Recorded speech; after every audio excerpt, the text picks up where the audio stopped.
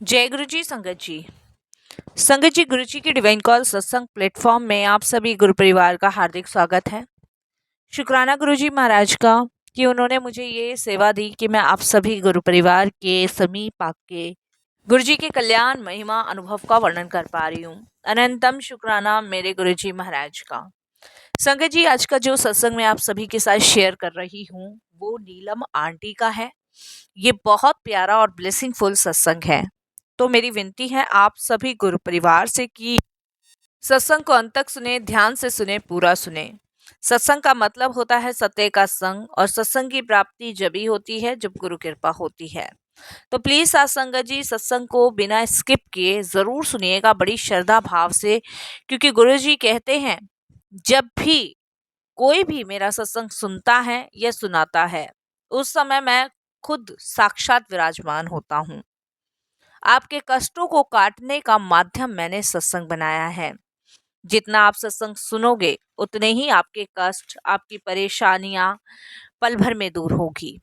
तो इसीलिए संगत जी, मैं सभी से रिक्वेस्ट करती हूँ कि आप सत्संग को सुनिए, अनदेखा ना कीजिए। इस सत्संग में ही आपके दुखों की दवा है, इस सत्संग में ही आपके कष्टों का निवारण है, और इस सत्संग में ही गुरुजी महाराज की ब्लेसिंग्स हैं। तो आप इसे बिना स्किप किए जरूर सुनिएगा। इसके अलावा मैं यहाँ ये कहना चाहूंगी कि अगर आप भी अपने सत्संग अनुभव शेयर करना चाहते हैं तो हिंदी में साफ राइटिंग में आप अपना सत्संग लिखकर हमारी जीमेल आईडी पर सेंड कर सकते हैं, ताकि आपके द्वारा सुनाए गए सत्संग से जो भी गुरुजी महाराज की नई जुड़ने वाली संगत होगी, उन्हें गुरुजी के कल्याण, महिमा, अनुभव के बारे में ज्यादा से ज्यादा पता होगा। सत्संग आपको पसंद आए तो आप इसे लाइक कीजिए, चैनल को सब्सक्राइब कीजिए, वीडियो को ज्यादा से ज्यादा संगत में शेयर जरूर कर दीजिएगा, और बेल आइकन दबाना बिल्कुल भी नहीं भूलिएगा, क्योंकि जब भी कोई लेटेस्ट सत्संग आएगा उसका नोटिफिकेशन आपके पास आएगा। तो चलिए संगत जी, चलते हैं गुरुजी महाराज के सत्संग की ओर। सत्संग शुरू करने से पहले करते हैं गुरुजी का मंत्र जाप। ओम नमः शिवाय, शिवजी सदा सहाय। ओम नमः शिवाय, गुरुजी सदा सहाय। जय गुरुजी संगत जी। संगत जी, सबसे पहले मैं गुरुजी महाराज का शुक्राना करूंगी, उन्हें कोटि कोटि नमन करूंगी, बारंबार उनके चरणों में प्रणाम करूंगी, और अपने सत्संग की शुरुआत गुरुजी के मंत्र जाप से ही शुरू करूंगी। ये मंत्र जाप इतना पवित्र है मेरे जीवन में कि इसने मेरी हर एक विपदाएं, हर एक बाधाएं, हर एक कष्ट को दूर किया है। मैं चाहूंगी संगत जी कि मैं इस सत्संग को शेयर कर रही हूँ, और जो भी ये सत्संग सुने, गुरु जी उन सबकी मनोकामनाएं पूरी करें। ओम नमः शिवाय, शिवजी सदा सहाय।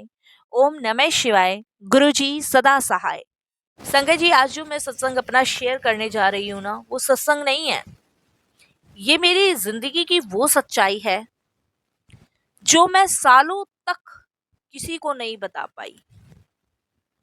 ये मेरे जीवन के वो गहरे लम्हे हैं जिन्हें मैंने एक कफन में दफन करके रखा हुआ है।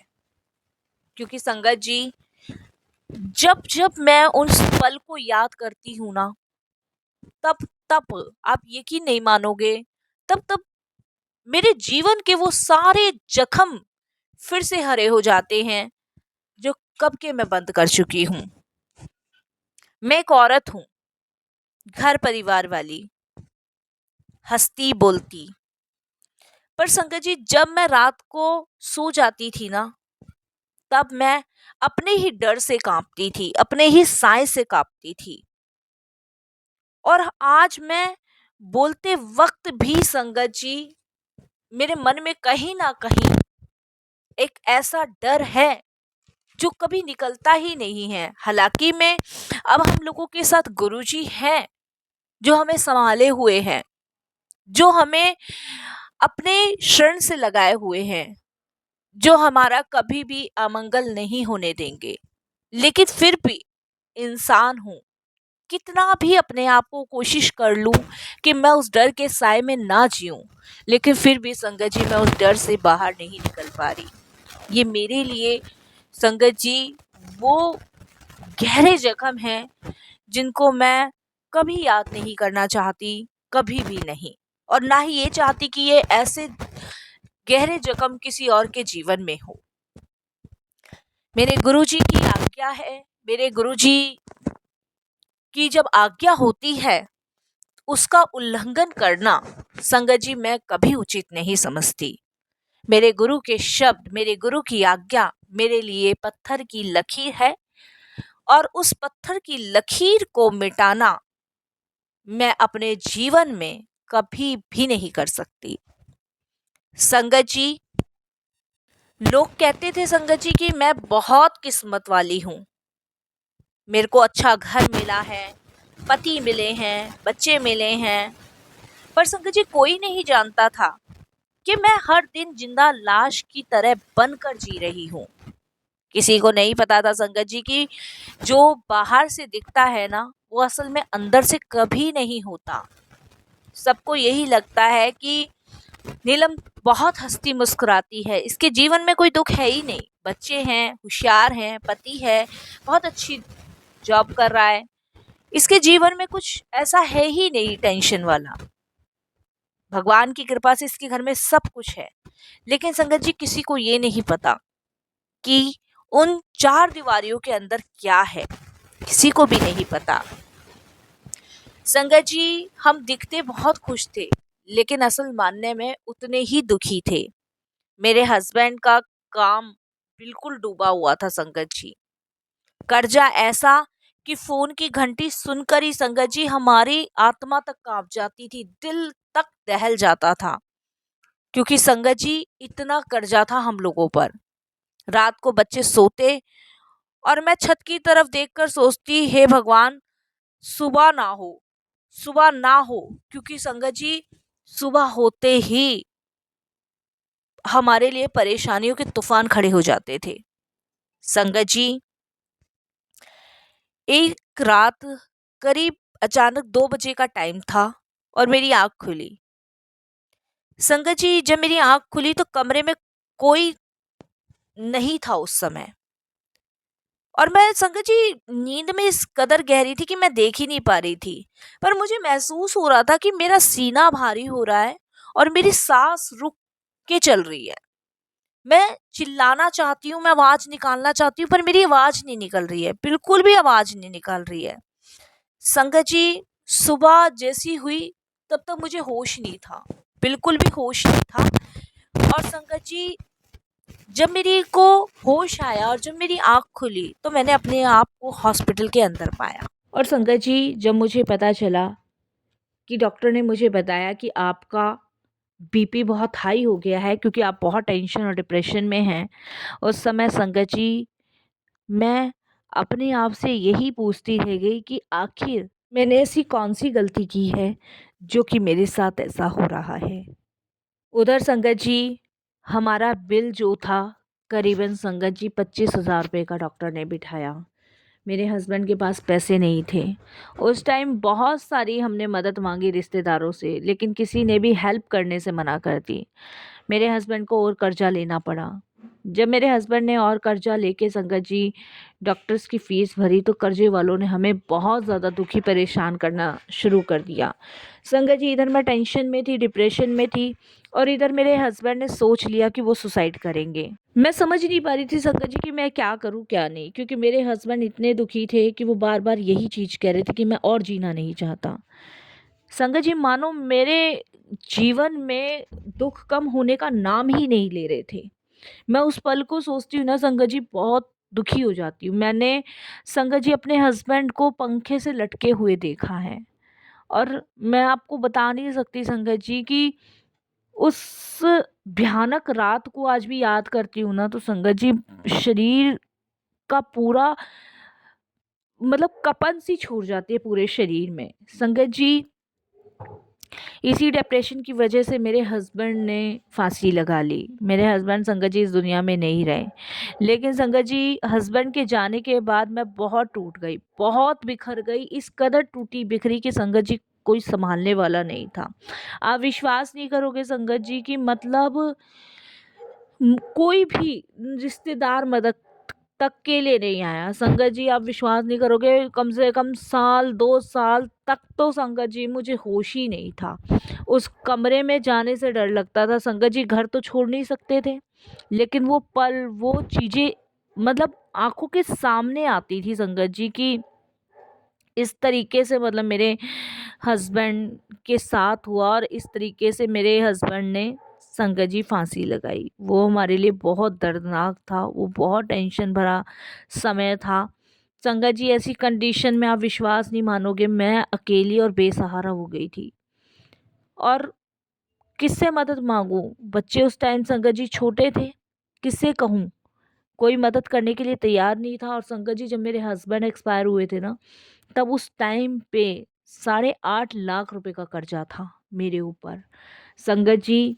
और मैं मकान बेचने की इतनी कोशिश कर रही थी कि मकान निकाल दूं ताकि सारा कर्जा चुका दूं, लेकिन संगत जी मकान नहीं बिक रहा था, कोई भी खरीदने को तैयार नहीं था मकान।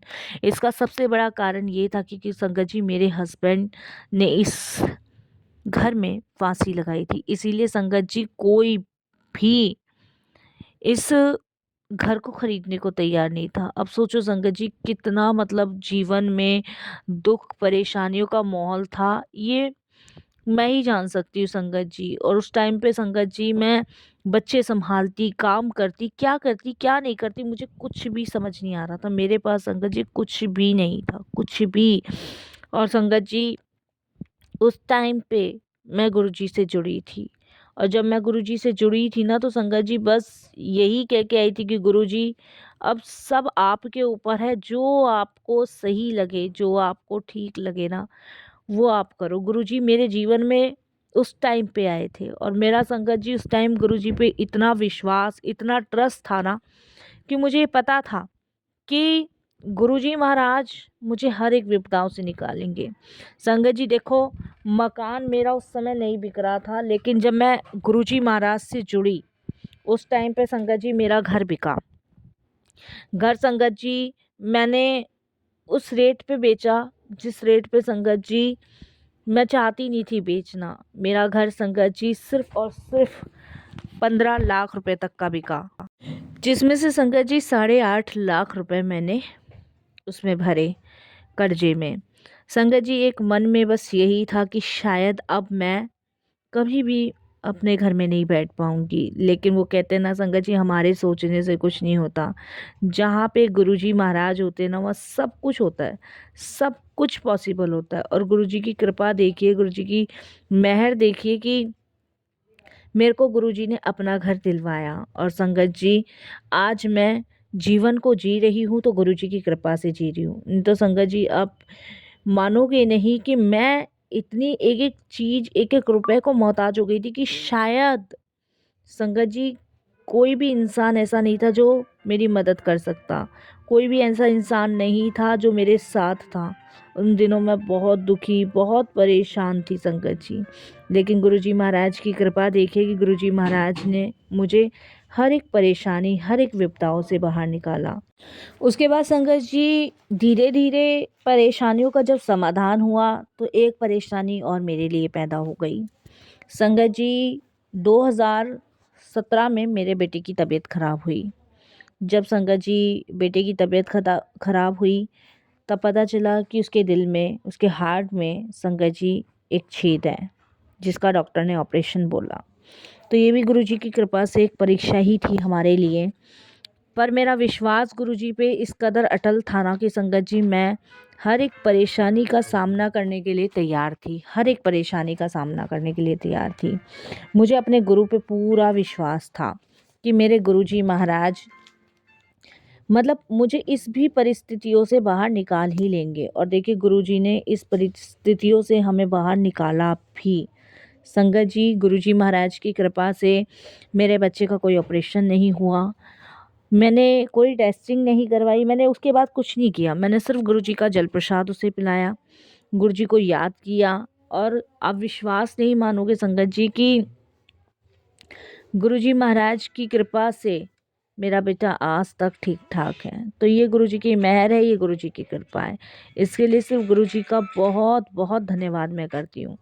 आज संगत जी मैं वो सारे क्षण आपके साथ बाँटना चाहती हूँ, जो मैंने संगत जी, गुरुजी के साथ अपने जीवन में महसूस किए हैं।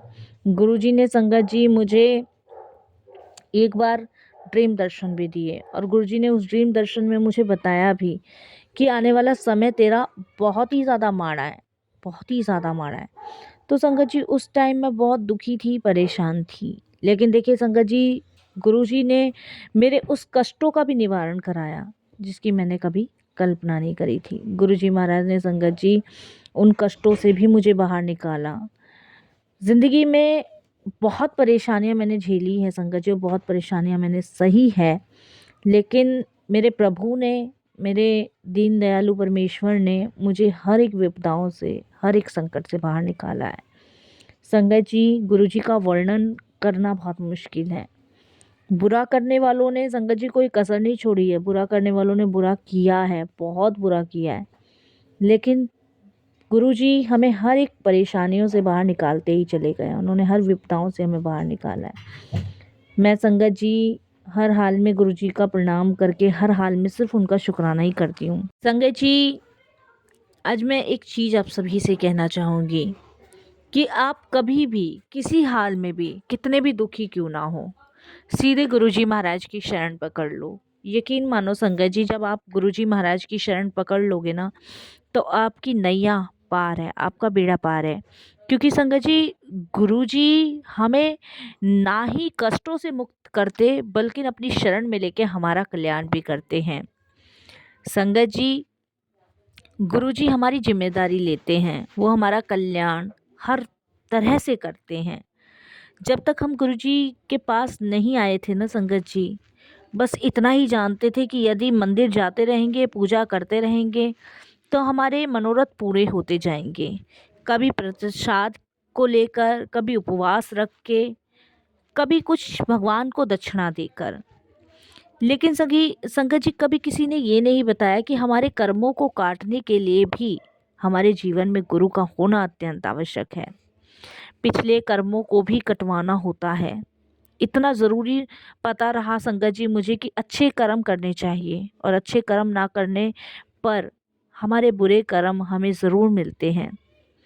हमें इतना जान पाए थे कि पिछले जन्मों के कर्मों के फलस्वरूप ही जीवन में सभी चीज़ें और लोग हमें मिलते हैं। और जीवन में कर्म कटवाने हो तो चारों धाम की तीर्थ यात्रा कर सकते हैं। लेकिन संगत जी, मैं कई जगह मंदिरों में दूर दूर तक जाकर कर्म कटवाती रही, जब मुझे गुरुजी ने बताया कि आने वाला समय बहुत माड़ा है। मेरी एक उम्र तक बीत गई, लेकिन आज बच्चा बच्चा जानता है संगत जी कि हम बड़े मंदिर में जाकर अपने कर्म कटवा सकते हैं, और गुरुजी की शरण में जाके कटवा सकते हैं। मैंने संगत जी मंदिरों के चक्कर काटने बंद कर दिए, सत्संग सेवा में ही अपना समय व्यतीत करने लगी। क्योंकि संगत जी, मैं अब कोई उपवास नहीं करती, सिर्फ गुरुजी के दरबार जाती हूँ, उनका शुक्राना करती हूँ, और वही मेरे कर्म काट रहे हैं। मेरी हर तीर्थ की यात्रा गुरुजी के बड़े मंदिर से शुरू होती है। जीवन के हर पल संगत जी अब गुरुजी की शरण में है। कहीं ना कहीं वो समय याद आ जाता है तो कहीं ना कहीं मन में एक डर आ जाता है, लेकिन संगत जी, जब गुरुजी सामने बैठकर हमारे कर्म बंधनों से हमें मुक्त कर देते हैं ना, तो वो डर भी फिर कहीं ना कहीं लुप्त ही हो जाता है। हमें घर में ही गुरुजी के सामने बैठकर संगत जी अपनी हर छोटी बड़ी बात बतानी चाहिए। एक बात बताऊं संगत जी, हमारे घर से ही उज्जैन महाकाल मंदिर शुरू होता है, क्योंकि जहाँ शिव होते हैं ना, वहाँ पर साक्षात भगवान शिव होते हैं। संगत जी, मैं बहुत कोशिश करी, मैंने महाकाल उज्जैन जाने की, पर मैं नहीं जा पाई। 10 साल से कोशिश कर रही थी, नहीं जा पाई। लेकिन जब मैं गुरुजी से जुड़ी तो मेरी वहाँ जाने की इच्छा अपने आप ख़त्म हो गई, क्योंकि मुझे वो सारी चीज़ें गुरुजी में मिल गई जो मैं इधर उधर ढूंढ रही थी। गुरुजी के पास आने के बाद कहीं और महादेव के दर्शन की ज़रूरत ही नहीं महसूस होती। मैं सिर्फ इंतज़ार कर रही हूँ कि कोई बाहर वाला आए और मुझे दर्शन कराने के बहाने लेकर जाए।